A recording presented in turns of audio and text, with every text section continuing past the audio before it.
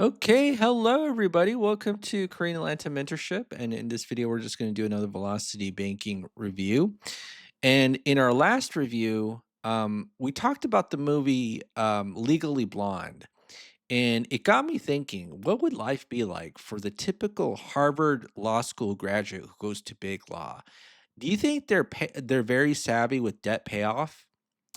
I've actually worked with a lot of lawyers before, but I don't know how they are when it comes to finances. So what I did is I just assume for the sake of this demonstration that they make really good money, but they're quite awful with finances, right?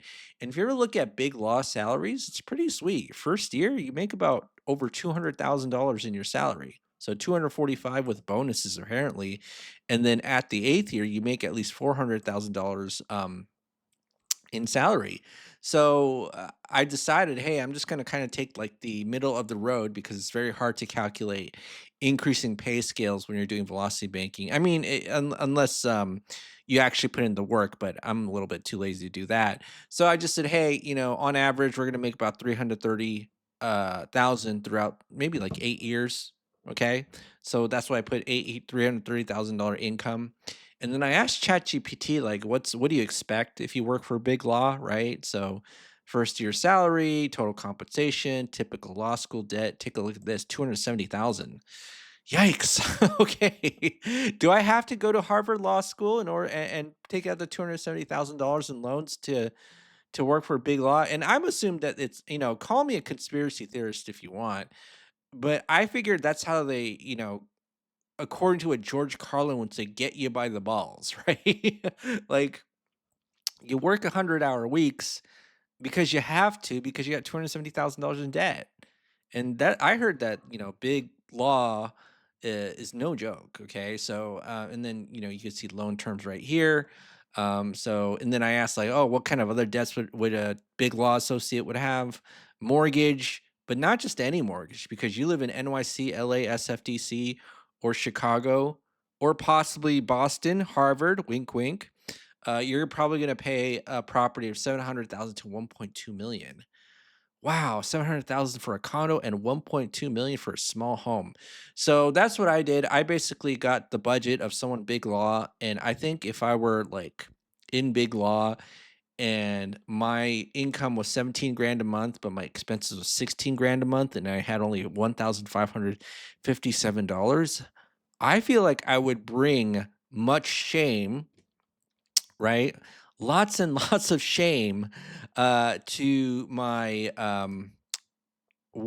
do people even have shame these days? I don't even know. you know, I want to say like it brings me shame to my family, but I don't even think people care about their families anymore. You know what I mean? Do people have shame anymore? I don't know, but I'd like to say it brings me shame.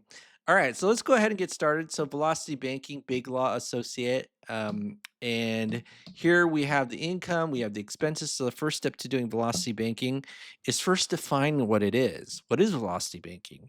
All it is a debt payoff strategy where you throw all of your money into debt with the help of something called a line of credit.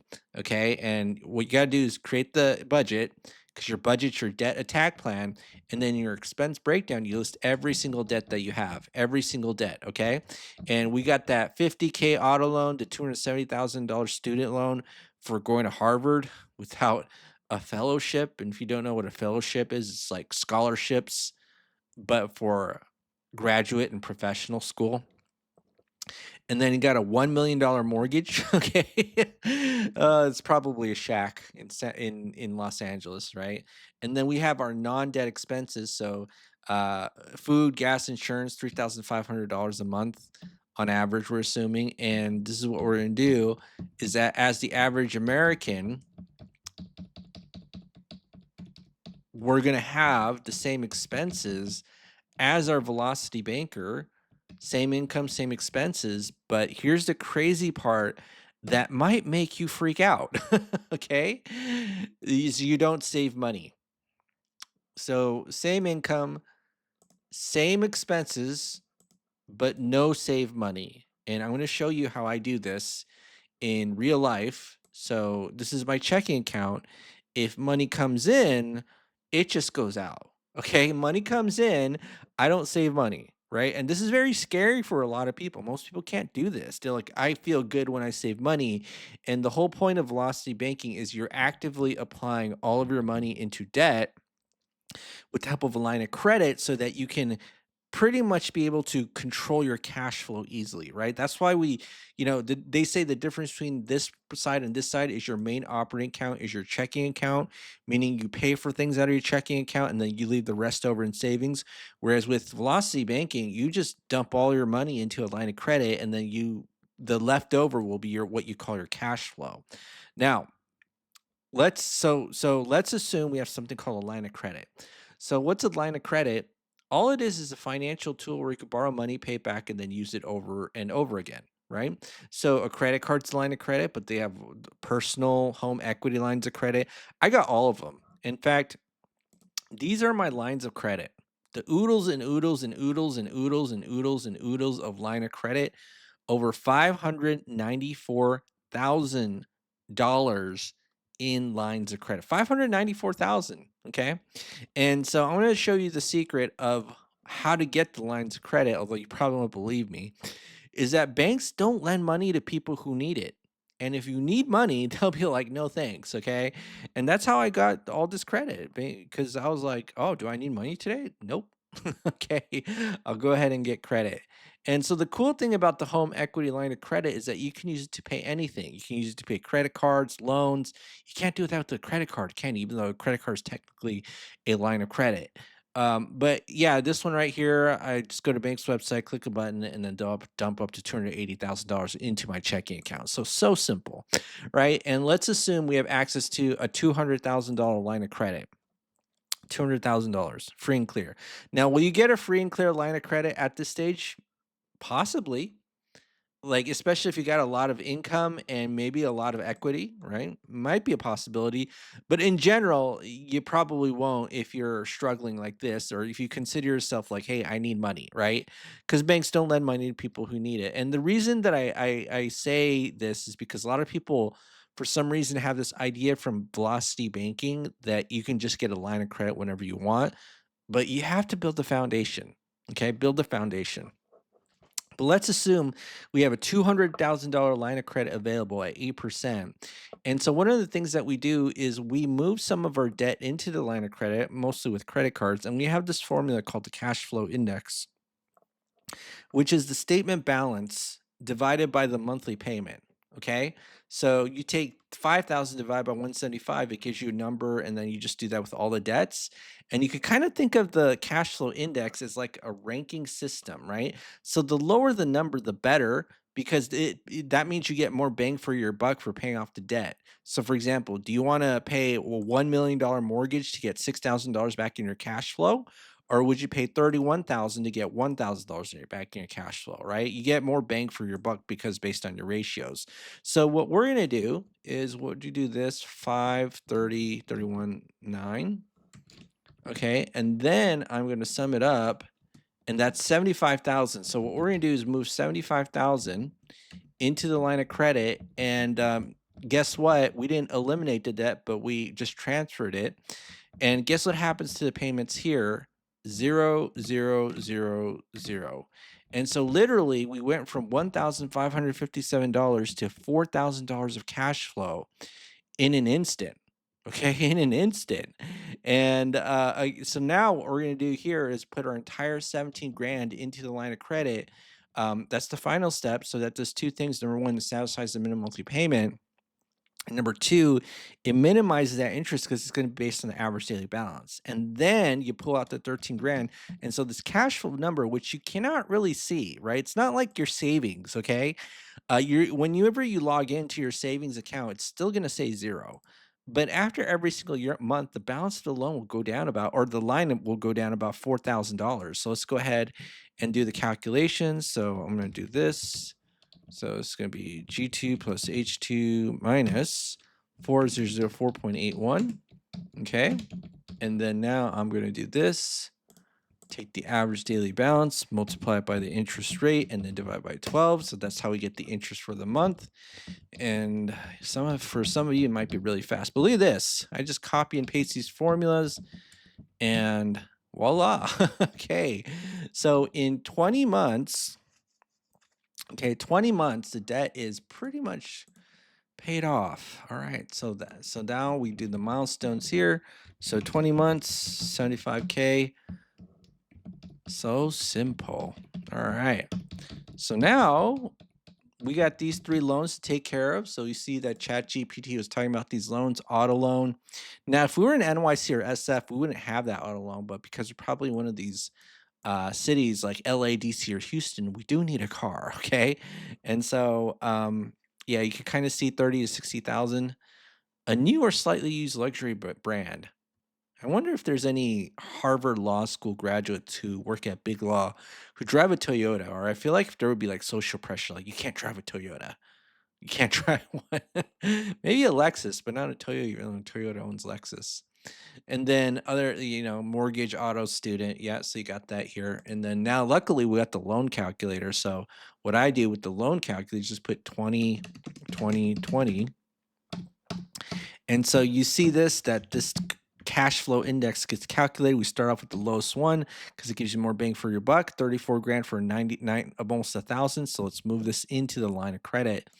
And I want to go ahead and do that. And I'm going to copy and paste, move this into the line of credit right here. So plus 34698.56. And then 0. And then, okay, so our cash flow is almost 5 grand, right? And so now, so this is going to be 5948.37. All right. And then I'm going to go ahead and copy and paste.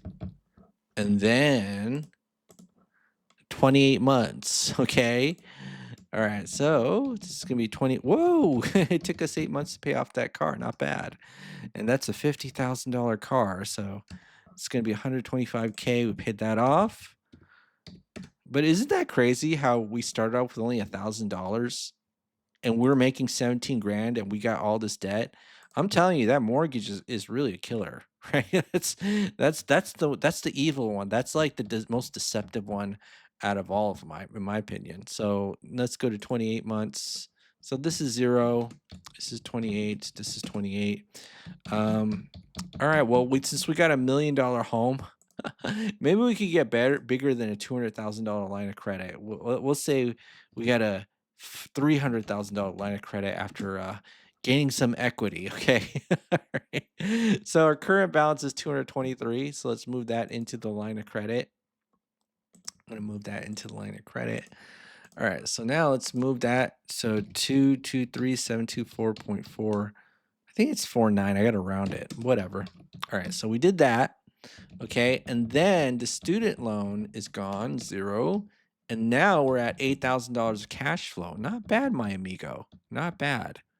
Did you know in Spanish, okay, if something ends with an O, it means male or female in general. But I went to one time I went to Argentina, and like in the United States, they kind of have that Latin X thing.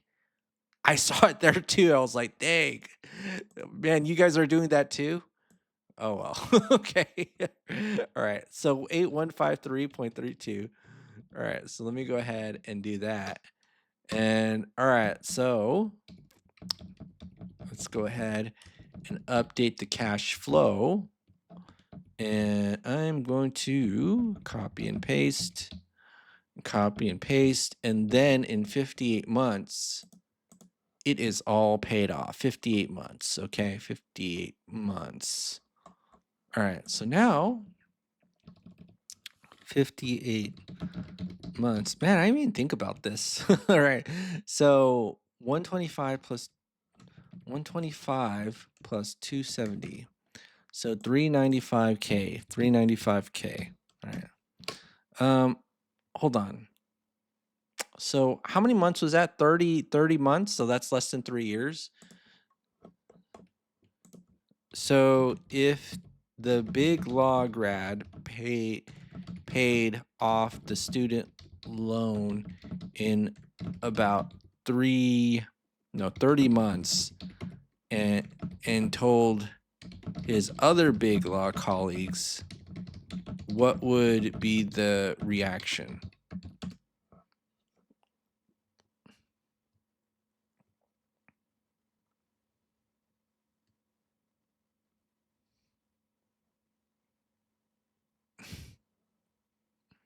It's funny because you make all this money and there's skepticism, you know? That's kind of sad actually if you think about it. Like you're making over $300,000 and it's like you paid off that loan that quickly. That's some skepticism right there. So let me go ahead and play this. Oh, if a big law associate paid off 270K in student loans in just 30 months and told their colleagues, that would absolutely cause a stir. Here's how that conversation would probably go down. Initial reactions. Wait, you're done? Like, no more Navient? Bro, that's wild. I'm still on year 3 of just paying interest. Damn, that's discipline. You just bought your freedom. Teach me your spreadsheet ways. Jealousy. Okay, Mr. Financial Samurai, I see you. I was over here leasing a BMW and flying Delta One while you were murdering Sally Mae. Wait, did you live at home? You must have had some help, right? How many roommates are we talking? Hack. What they'd actually be thinking. The financially minded folks would be seriously impressed and might ask for tips. Others might feel low key guilt or anxiety. Should I be paying mine off faster? Some would still stick to their own strategy. I'm going PSLF, or I'd rather invest that money. A few might question whether it was worth it versus investing or buying a home. Bottom line vibes. Paying off 270 cal in 2.5 years would mean putting 9K, 10K month toward loans, probably sacrificing bonuses, vacations, apartment upgrades, and big purchases. So the reaction would be a mix of massive respect, curiosity, a little envy, and definitely some financial FOMO. Want me to break down what their monthly budget might look like to make that kind of payoff possible? Oh, don't worry about that. I got the budget right here. Okay. So this is 0 and then this is 58 months. So now here's why that 30-year mortgage is deceptive because it's $1 million loan, but let's say we go to 360, which is 30 years, 360 months. Look at that interest, 1.25. So it's like you take this, you thought it was $1 million loan, but it's like a $2.25 million loan. It's disgusting, right? Now, if we want to pay it off quickly and use our line of credit, we have to be a little bit cognizant that this interest rate does matter, especially if you have a high CFI, right? Anything over 100 is considered high. And we're using an 8% line of credit. So the safest way of doing this is something called a chunking method. Excuse me. So instead of moving the whole loan into the line of credit, you just kind of do it in pieces. So we'll do it in, let's just take a look in $20,000 pieces, right? We'll do it that way. All right. So let's go ahead and use the Velocity Banking Calculator provided by Renatus. This is just kind of a plug for Renatus, which is where I learned Velocity Banking from.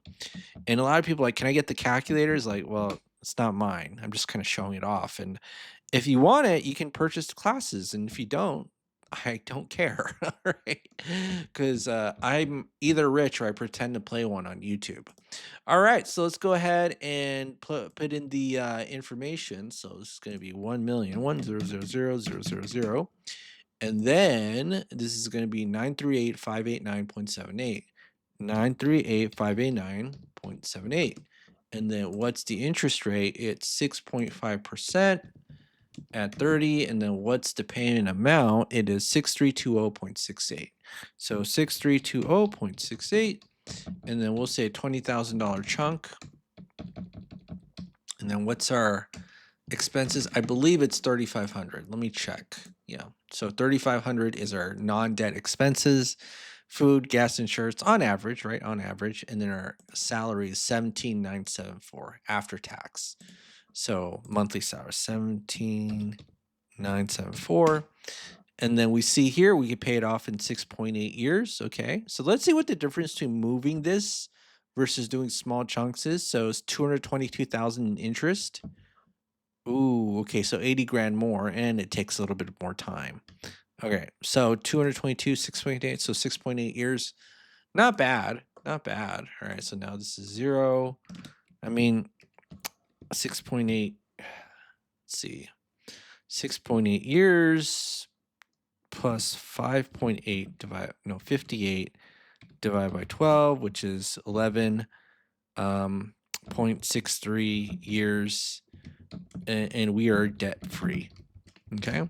It's amazing because like every time I've done these scenarios, it's like, oh, debt free in 8 years, 7 years. And then the person who makes the most money, which is like the Harvard law graduate who works for big law, ironically is debt free in like more than 10 years, right? Kind of funny how that works. But yeah, yep. Well, that's it for today, folks. So, do you know anybody who went to Big Law or work for Big Law? I heard they work you to the bone, 100-hour weeks. I don't know if that's true or not, but it's what I've heard through the grapevine. And yeah, actually, you know what? Now that I think about it, I know a lot of my high school friends went to law school. Yeah, I wonder if this would interest them. But anytime I try to teach anything to my hometown, it just goes one year out the other.